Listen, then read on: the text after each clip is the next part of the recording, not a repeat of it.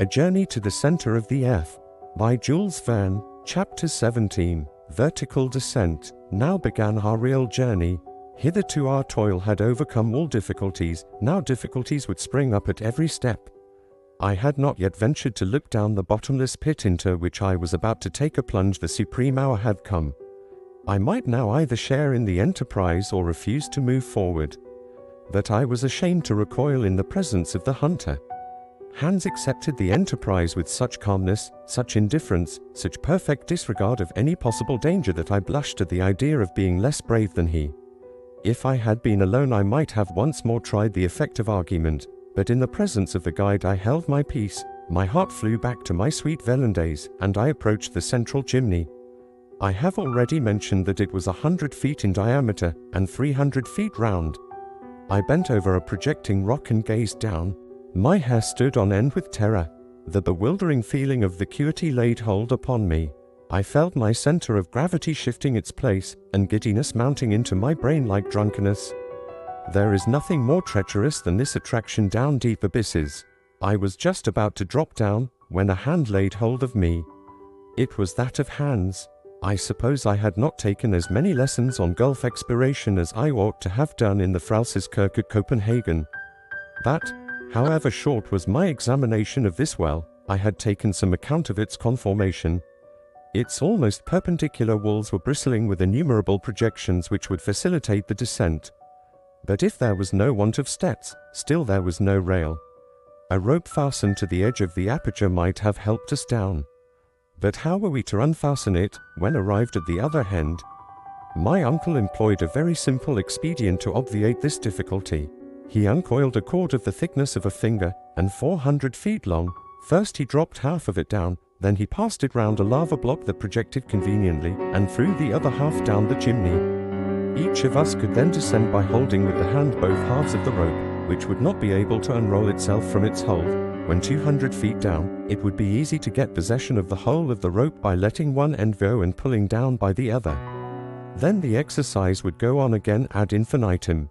Now, said my uncle, after having completed these preparations, now let us look to our loads. I will divide them into 3 lots. Each of us will strap one upon his back. I mean only fragile articles. Of course, we were not included under that head. Hans, said he, will take charge of the tools and a portion of the provisions. You, Axel, will take another third of the provisions and the arms, and I will take the rest of the provisions and the delicate instruments. But, said I, the clothes, and that mass of ladders and ropes, what is to become of them? They will go down by themselves. How so? I asked. You will see presently. My uncle was always willing to employ magnificent resources. Obeying orders, Hans tied all the non-fragile articles in one bundle, corded them firmly, and sent them bodily down the gulf before us. I listened to the dull thuds of the descending bale. My uncle, leaning over the abyss, followed the descent of the luggage with a satisfied nod, and only rose erect when he had quite lost sight of it. Very well, now it is our turn. Now I ask any sensible man if it was possible to hear those words without a shudder. The professor fastened his package of instruments upon his shoulders. Hans took the tools, I took the arms, and the descent commenced in the following order: Hans, my uncle, and myself. It was effected in profound silence, broken only by the descent of loosened stones down the dark gulf. I dropped as it were, frantically clutching the double cord with one hand and buttressing myself from the wall with the other by means of my stick. One idea overpowered me almost, fear lest the rock should give way from which I was hanging. This cord seemed a fragile thing for 3 persons to be suspended from. I made as little use of it as possible, performing wonderful feats of equilibrium upon the lava projections which my foot seemed to catch hold of like a hand.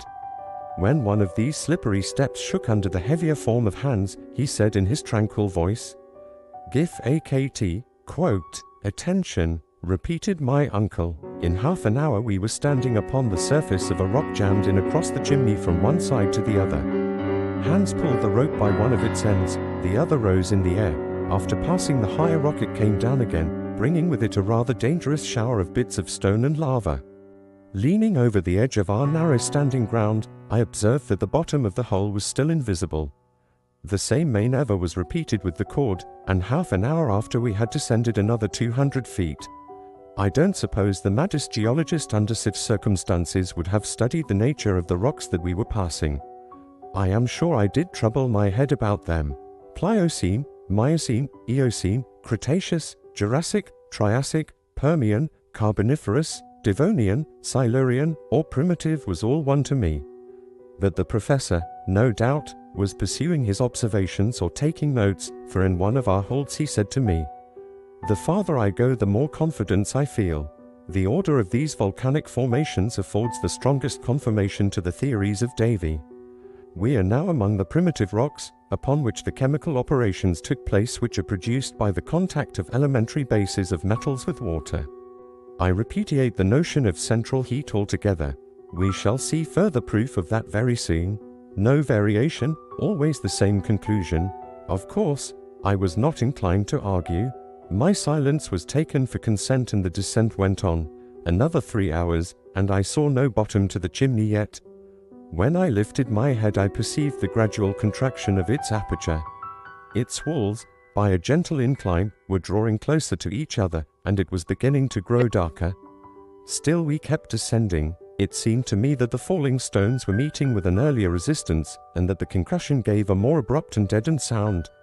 As I had taken care to keep an exact account of our maneuvers with the rope, which I knew that we had repeated 14 times, each descent occupying half an hour, the conclusion was easy that we had been 7 hours, plus 14 quarters of rest, making 10 hours and a half. We had started at 1, it must therefore now be 11 o'clock, and the depth to which we had descended was 14 times 200 feet, or 2,800 feet. At this moment I heard the voice of Hans. "Halt!" he cried. I stopped short just as I was going to place my feet upon my uncle's head. "We are there," he cried. "Where?" said I, stepping near to him. "At the bottom of the perpendicular chimney," he answered. "Is there no way farther?" "Yes. There is a sort of passage which inclines to the right. We will see about that tomorrow. Let us have our supper, and go to sleep." The darkness was not yet complete. The provision case was opened, we refreshed ourselves, and went to sleep as well as we could upon a bed of stones and lava fragments. When lying on my back, I opened my eyes and saw a bright sparkling point of light at the extremity of the gigantic tube 3,000 feet long, now a vast telescope. It was a star which, seen from this depth, had lost all scintillation, and which by my computation should be 46 Ursa Minor. Then I fell fast asleep.